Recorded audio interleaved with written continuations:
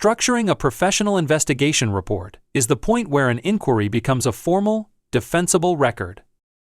It is where raw data, scattered witness accounts, and digital artifacts are organized into a clear, logical document that decision-makers can rely on.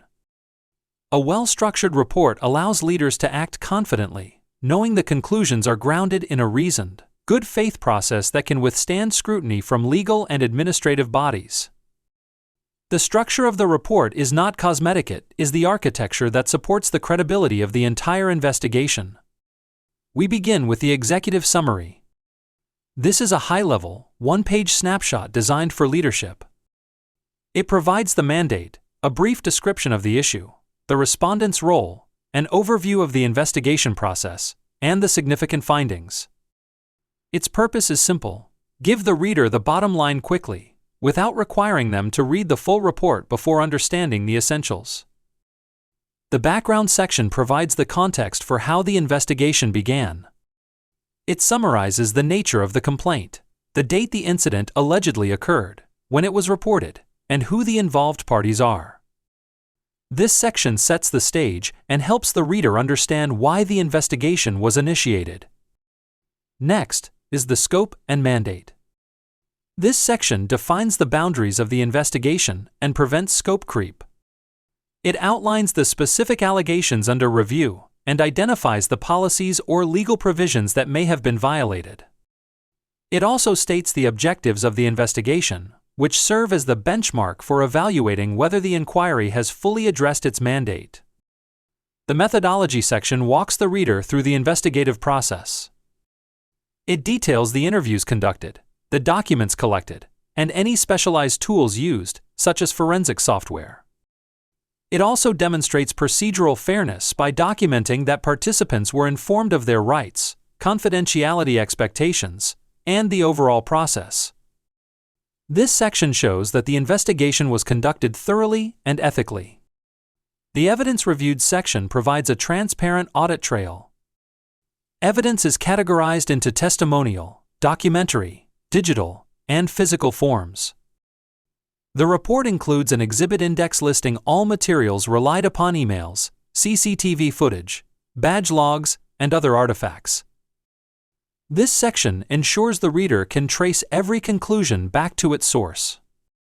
When accounts conflict, the credibility assessment becomes essential.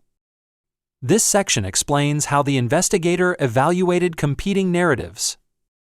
Credibility is assessed using rational criteria: inherent plausibility, internal and external consistency, corroboration, and motive to falsify. The investigator also acknowledges that demeanor is an unreliable indicator of truthfulness, focusing instead on the coherence and likelihood of the account. The findings of fact present the investigator's determinations.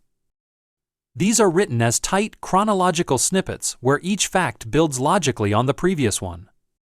Every snippet is anchored to a specific piece of evidence, such as "See Exhibit G," to show the reasoning path. Findings may be separated into facts not in dispute and facts in dispute, helping the reader understand where credibility judgments were required. The analysis section is the cognitive map that connects the established facts to organizational policies and legal standards. It restates relevant definitions from policy and considers contextual elements such as power dynamics, past practices, and whether the respondent ought to have known their behavior was inappropriate. This section explains how the facts interact with the rules. The conclusions section restates the findings for each allegation and evaluates them against the balance of probability standard. The investigator determines whether each allegation is substantiated, unsubstantiated, or inconclusive. To preserve neutrality, recommendations for discipline are not included in this section. They belong in a separate after-action report, if requested. Finally, the appendices contain the supporting materials: witness statements, transcripts, policy excerpts, photographs, and forensic logs. To protect confidentiality, witnesses may be identified by numbers in the main body, with their identities stored separately in the appendices. When investigators follow this structure, they produce reports that are clear, logical, and defensible reports that allow decision-makers to act with confidence, and ensure the integrity of the investigative process.